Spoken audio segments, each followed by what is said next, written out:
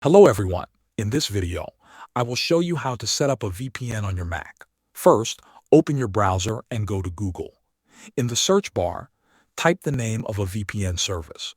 For example, you can search for NordVPN, ExpressVPN, or ProtonVPN. Click on the official website from the search results.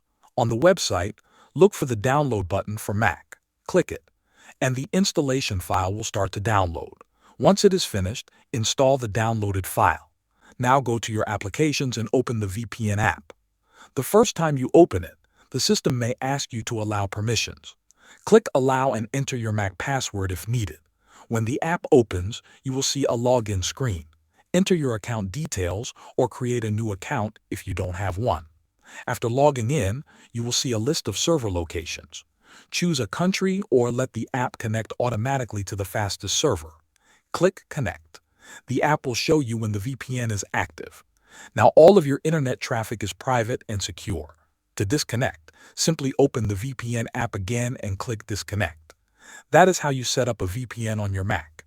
Thanks for watching.